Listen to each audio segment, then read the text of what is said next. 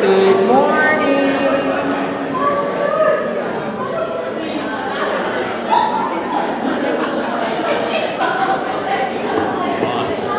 All right, we're going to go ahead and get started.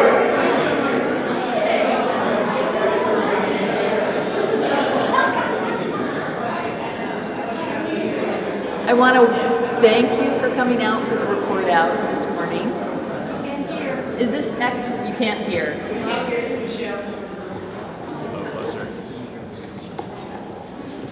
All right, so we're going to hold the microphone and hold it close. All right. Thank you for coming out for the report out.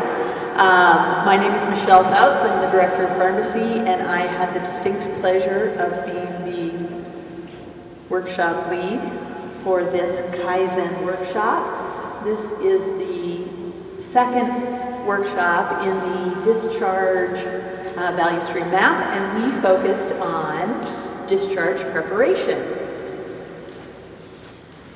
What you see on the screen is the future state that was developed by the value stream map workshop earlier this year. The blue circle highlights the area that we focused on, which was at the end of the first week through until the week before discharge. So that's the time when a lot of preparation work is done to get that patient to be successfully reintegrated into the community.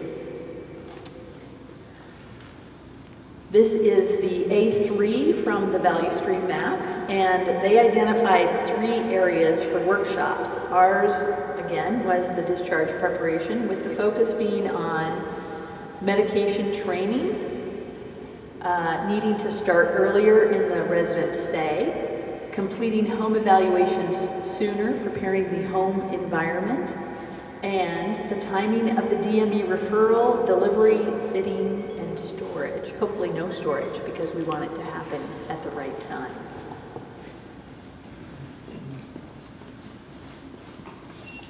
Hi, Janet Gillen in Social Services. So the next thing we did was develop our A3 or problem statement. And what we found is that the resident is often unaware of their discharge timeline and preparation plans. There is inconsistent medication education and documentation, and the home evaluations with durable medical equipment procurement are often done without adequate lead time.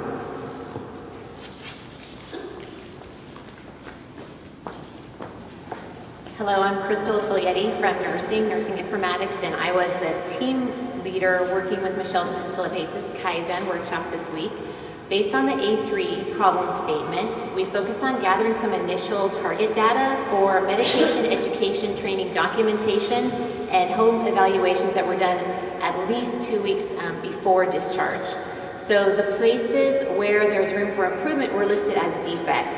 So I don't want you to get concerned about the term defects. We're striving for perfection. So the defects are being things that we can improve through the solutions the group came up with during this week. We reviewed 28 charts from recent short stay discharges, and we found that there were 61% defects in medication training documentation. So it doesn't mean it wasn't done, it just means that it wasn't documented. And there were 90% defects in home evaluations occurring at least 2 weeks prior to discharge. So we use this data to make improvements this week.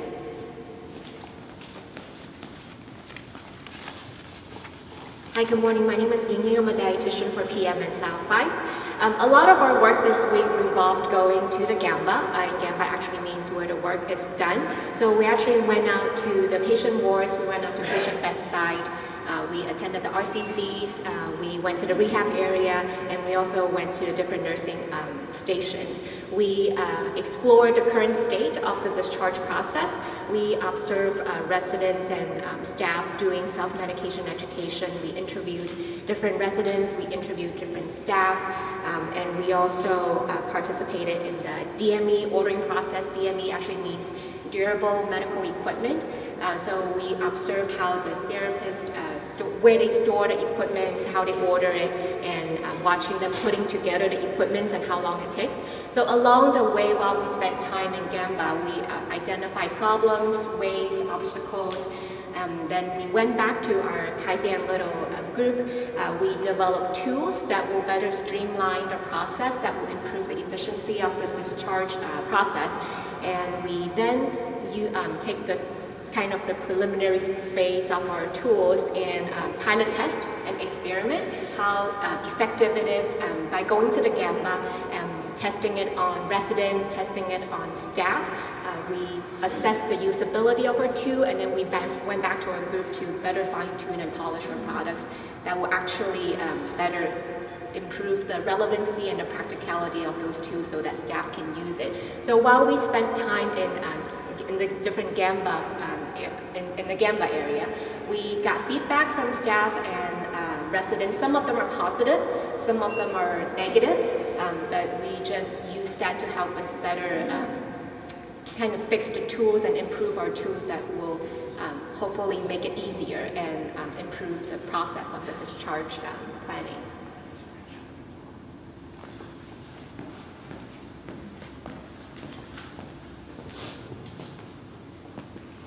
Hello everyone, my name is Lucy Okapu and I'm from the Central Kaizen office.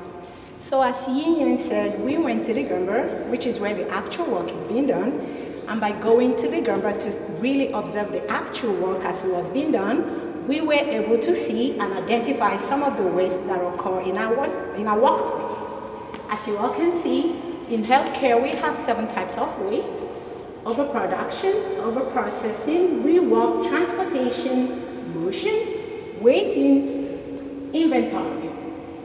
And we refer to that as our waste wheel. So using our waste wheel, we were able to group all the waste that we found in the lumber into, as you can see, predominantly 2 categories. So we realized that most of the waste that occurred in our workplace happens around defect and waiting. Example, we found out that there was a lot of waiting for the pharmacy to initiate medication training. We also realized that we spent a lot of time looking for information in multiple places. And there was also delay in ordering for home eval and DME.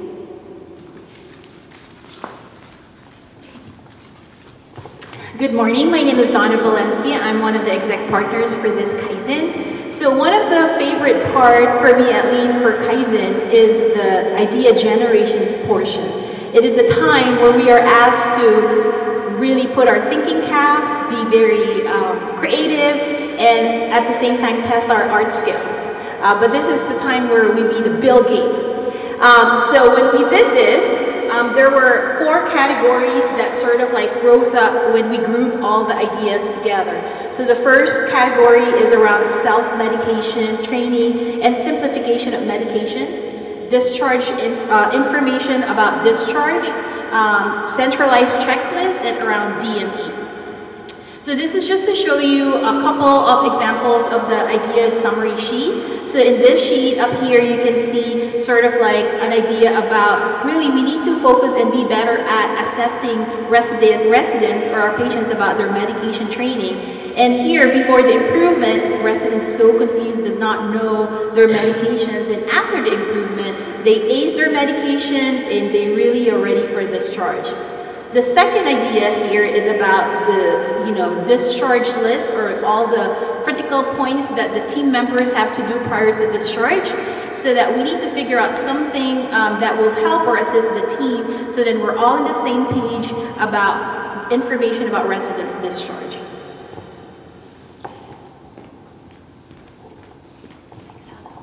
Hello, I am Lisa from pharmacy.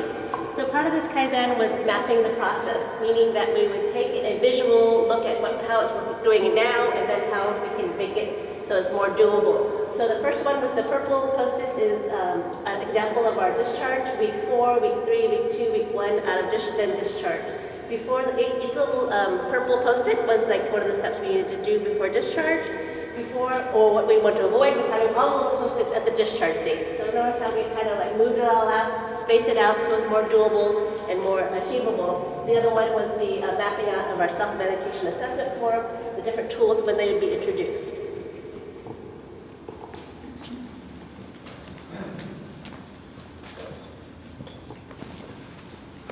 Hi, good morning everyone. I'm Chris Moller from Pavilion.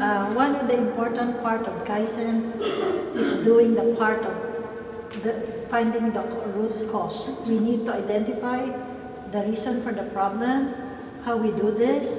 So we did this in the 5 whys. So why is there no documentation of the med teaching? Why are we waiting for an order? Why do you need a pharmacy generated med table? Why do you do it that way? So one of the important factors in the discharge process is the self-meds administration, which often not started timely. So in this workshop, we were able to develop a checklist or a tool for self-meds administration that will help the licensed nurses to start the self-med training that needs to be completed in the 48 hours.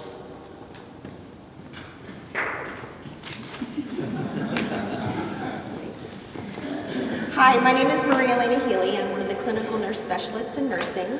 And what we did is based on all the information that had been gathered from the targets, the quality measures, the Gemba walk, the mapping process, the next phase is actually really getting down and dirty and doing it. And what we do is we do a process called PDSA or PDCA, which is Plan, Do, Study, Act, or Plan, Do, Check, Act.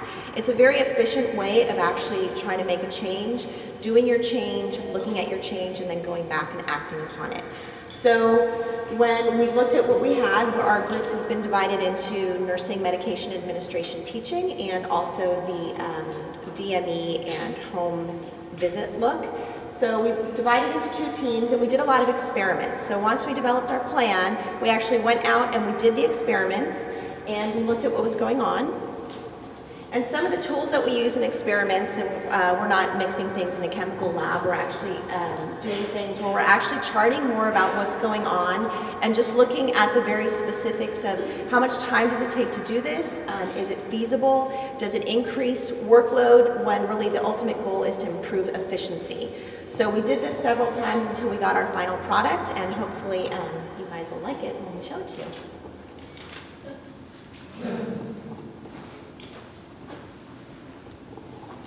Good morning. My name is David Crutchfield. I'm a social worker, one of the social workers on the Positive Care Unit on South 2. I wanted to introduce our first proposed change that we've come up with, the Resident Discharge Information Form. The purpose of this form, it may appear self-explanatory, but really what it's about is trying to keep the resident connected to the discharge process and keeping them informed. It's a very simple form that won't cause too much agony. It just consists of resident's name, when their likely discharge date will be, where they will be going to, and what durable medical equipment will they be leaving with on the discharge date. The important thing about this form is instead of living in the patient's chart, where it seems like all the forms live at one time or another, this one will be posted in their room on the wall. Which is sort of a change. Part of this is we will have to ask their permission to post it in their room, and there is a couple of proposed ways of putting it in there to make it easier for them to access. One way will be the most private way, which is to turn the form around against the wall so this information is not open for public view. But if they give us permission, and you can see there's a little box, resident gives permission to display the form, we can have the information out for public view, and we will also make a note in the progress notes in Get Care that the residents gave us this permission just to satisfy privacy concerns. I think this is going to help the resident a lot, and I've gotten some positive feedback. I don't know if you can see this, but this was a quotation from a resident that we were testing this with on South 2. 85-year-old lady who said she really liked having the information in her room. So I think Having it accessible at any time of the day or night for the resident, I think, is going to keep them engaged and keep them moving along the process.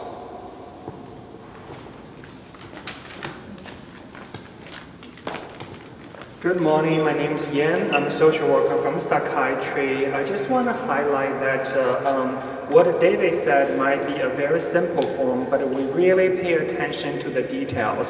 We want to make sure this form serves a purpose, which is improve our care and also improve communication, but at the same time it's user-friendly. As frontline staff, I don't want us to feel that there's another form we had to fill out. So this slide just shows us that not only as David said, where to place this form, facing up or facing down. We actually consulted with the privacy officer and make sure while we are improve care, we do not break residents' confidentiality. And this slide just shows us that even as simple as what kind of marker do we use, we actually test them out multiple times. Of course, the winner is Office Depot brand dry erase marker.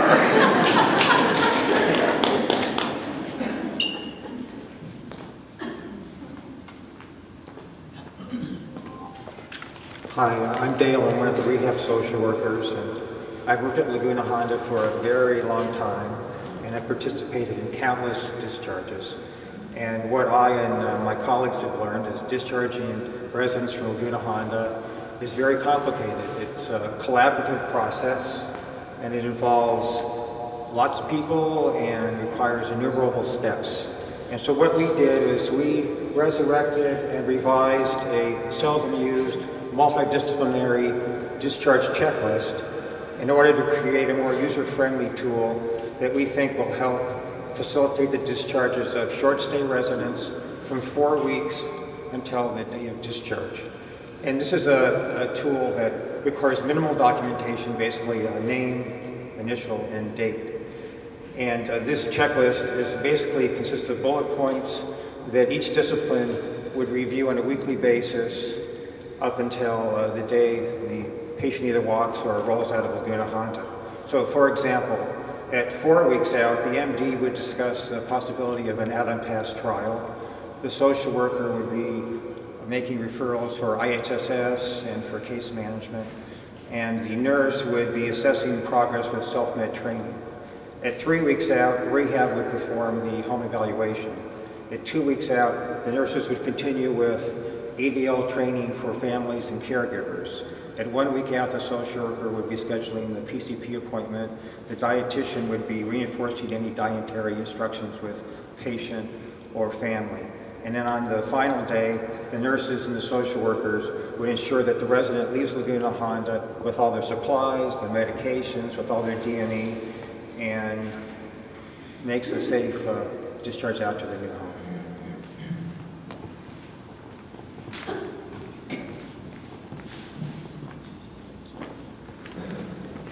This is like deja vu. I feel like I was just here. So for those of you that don't remember, again, I'm Maria Elena. And one of the proposed changes is really just the documentation for nursing medication assessment and identifying barriers and interventions and actually progress towards the goals of actually the person being able to administer the medications themselves. So as Crystal mentioned earlier, it's not that nurses aren't doing this. We as nurses just aren't great at documenting teaching because we always think it needs to be a formal education process. But really every time we're with a patient and we touch them and we talk to them, we're actually providing them education at that time. So we wanted to create a way that nurses can actually take credit for what they're doing, but also making it meaningful so that as the patient goes throughout their stay, that we can actually identify where they are in terms of making progress towards that goal, which is ultimately being able to be independent in terms of administering their medications to themselves. So in the details here, you can't see all that, and there's a back sheet as well, and it's really just not, where we want to make it speedy and timely, so really within the beginning of admission or when they're identified to be able to be discharged, we want to evaluate them right away, like where are they at in being able to do this, and what do we need to do to help them get to where we want them to be. So I'm really excited about this because one of my favorite things in nursing is actually teaching. So I can't wait to roll it out. Your turn. Oh yes, Rowena wants me to mention our little thing here. Okay, so one of the exciting things that we did encounter is when we actually went out to do our experiments, when we were doing our PDSA cycles, we actually used the tool, we actually provided education to several patients in terms of testing it. Later on that day, one of the patients went up to the pharmacy window and they thought they were looking for a pharmacist who gave them all the great information and education on their medications that they're going to be using when they discharge in a couple of weeks. So that was really exciting, except those were our physician partners who actually did that trial, but in the future they're going to be showing up at pharmacy to thank the nurses.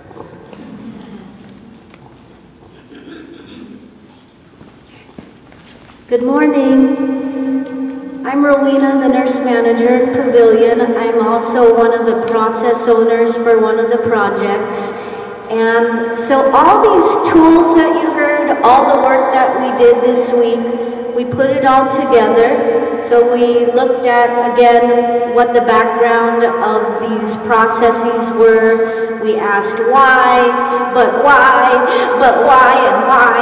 And we looked at value mapping, how the process worked. We worked with an amazing team out on the units, and we tried out tools. We put our thinking caps together to see how we can make this work better. And we really didn't want to get this information lost, so we have to put it down in paper, and we put it down in a standard workflow. And it's really to create a process again for more efficiency, and so we can better serve our residents so they can have a more successful stay and discharge. And so this is an example of one of our changes regarding the durable medical equipment, so the DME. So in this process, the therapist and rehab and the health worker will work together so that they can have the equipment ready for the patient when they're discharged, so it's more successful. So it doesn't end here, believe it or not. The week doesn't end. We'll continue to bring this information out into your work areas. So we do have some pilot areas that we will be trying these tools out. We'll be training some departments, and we'll be tracking these changes. So again, this chart shows the defects that we had before the study began. And our goal is that we are going to track that we have 0 defects and actually help promote the outcome of the patient. So this is just a chart. Again, one of our goals is that we have 0 defects and 100% documentation for self-medication training, and also that the percentage of home evals are completed more than greater than 2 weeks rather than less than or within the week of discharge.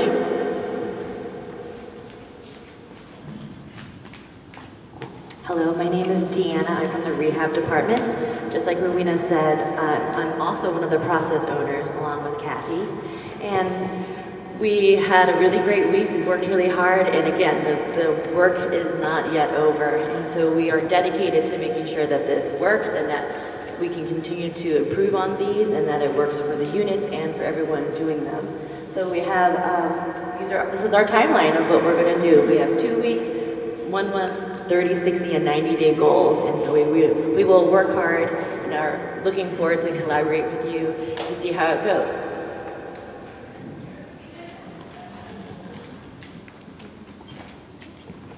Good morning, I'm Kathy from Rehab. As our Kaizen workshop is coming to a close, we want to definitely acknowledge all these people that have worked with us this whole week. Especially want to highlight our workshop leader, Michelle, team leader, Crystal, Ritsuko from Rona Consulting, our executive sponsors, Janet and Madonna, along with Lisa and Cindy from Nursing Education, provided lunch every day to keep our juices flowing. This workshop for me was good. Overall, it was really good and positive.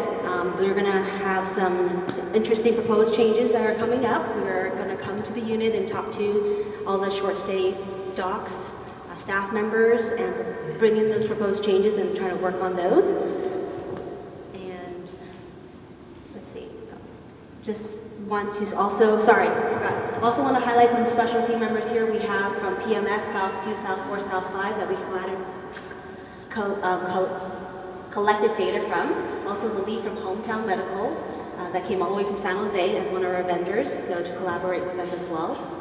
And multiple people on this list that I'm not going to go over, otherwise we're going to go over time. So thank you everyone, and we have a couple of words from Ritzko, Rona Consulting.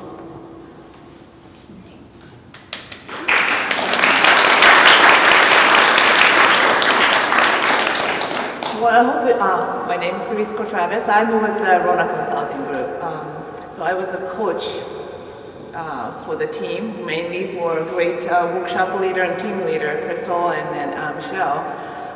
Did fabulous leading work, and then as you heard, it was a very successful, great work. Yeah, great. And then I want to thank you for other sponsors too. It's just very much involved, and then the sponsors' job is to remove barriers, because they have great ideas, and then you really need to support this team's work. And then the two sponsors, Donna and then Janet, they're fabulous. They just supported us throughout the planning phase, and then also this week, and then they continue to support after this. So anyhow. It's just amazing. This is my third time coming here, and I'm so overwhelmed to see the knowledge and expertise that everybody brings to these workshops. And just this time was just amazing too. I mean, just the passions and the dedications there, but just the level of professional sort of expertise and knowledge that I'm using every day. So. The total management system and the lean, I don't know if you know this, but the two main sort of components are respectful people, respecting people, and then continuous improvement. So Kaizen is actually a great way to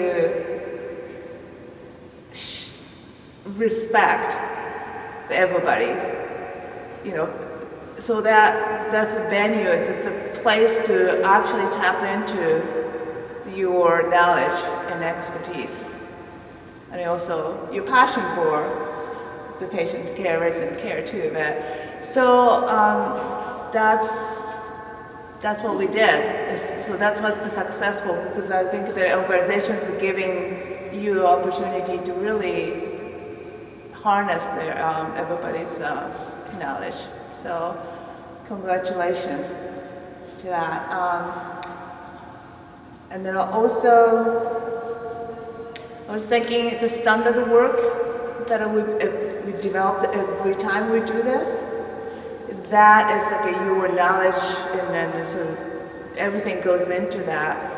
So if you're not sharing that, your knowledge, because every one of you have that, you can't leave this organization until you share that and then document that, and then it becomes that part of this organization's knowledge. So I hope that you continue to be part of this Lean and Kaizen. So I think you have a chance to just really share your knowledge. So thank you very much for having me as a coach here. That I really enjoyed it every time. I enjoyed it when I come here. So have a great holidays, and then hope I'll get to see you again soon. Thank you. So now the I'm just going to tell you my comments. Thank you, Ritsuko. Thank you all for coming. This is our second Kaizen of our discharge value stream. We have the third one, which is going to be focused on day and week of discharge, and that's going to be January 22nd to January 26th of next year. Can you believe it? Happy December 1st to all of you.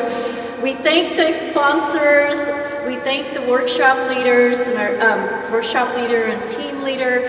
But as Rowena said, this work goes on for sustainability. So I do want to thank our process owners, Deanna, Kathy, and Rowena, because they are going to shepherd this through all 14 neighborhoods who do discharge. So through all the resident care teams. So thank you to all of you, to the three who are going to be the three musketeers in making it happen, implementing this and having a return on Kaizen. So have a nice weekend. We'll see you in January 26th. And if you have any questions about Kaizens or if you'd like to participate, please come talk to me, because what I'm seeing is